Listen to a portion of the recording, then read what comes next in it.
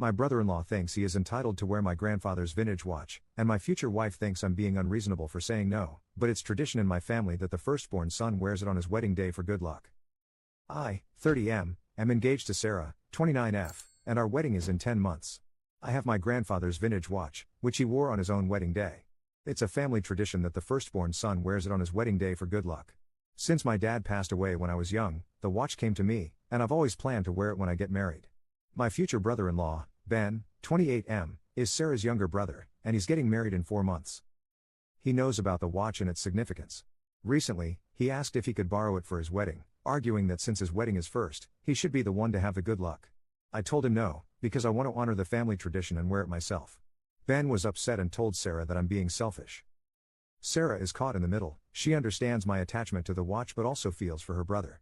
Now, her parents are saying I should let Ben wear it first, as it's just a watch and traditions can be flexible. I really value this tradition and the memory of my grandfather. Am I being unreasonable by refusing to let Ben borrow the watch? Commenter. Not a jerk. Not Ben's family. Not Ben's watch. Not Ben's luck. You have a fiancé problem. She is only caught in the middle because she is not making the very reasonable and simple statement to her own family that they are out of line, and this is a hard no. Update. Hey everyone, thanks for the comments on my post, they really got me thinking. I talked to Sarah last night after work about Ben wanting my grandfather's watch, and it turned into a massive fight. We figured things out eventually, but it was a rough one. Here's what happened. I started by telling Sarah there's no way Ben's getting the watch. It's my grandfather's, worn on his wedding day, and the tradition is that the firstborn son wears it for good luck. Since my dad passed away when I was young, it's mine, and I've always planned to wear it at our wedding in 10 months. I hit her with what some of you suggested. If it's just a watch to Ben, why is he so desperate to wear it for his wedding in 4 months? She got heated, saying Ben's freaking out about his wedding and thinks the good luck will make it perfect. I called that straight up entitled, Ben's got no claim to my family's heirloom, and I'm not handing it over. Then I went in on her for not having my back, like a lot of you pointed out. I said she's only caught in the middle because she won't tell Ben and her parents to back off. Sarah lost it, shouting that I'm forcing her to pick sides, and her parents are blowing up her phone, saying I'm being a jerk for clinging to a relic. That set me off.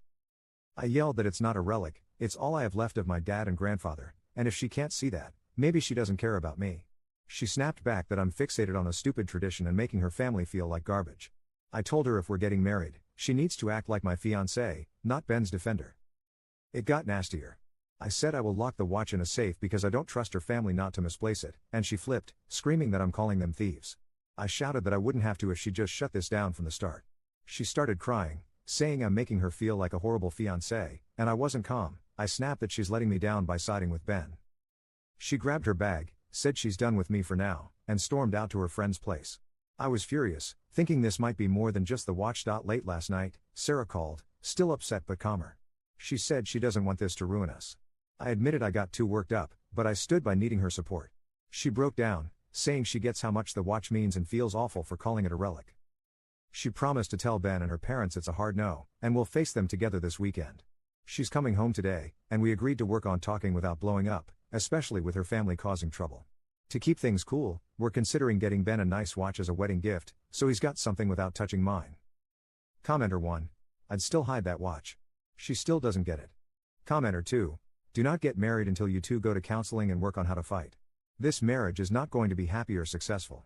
Neither of you know how to fight.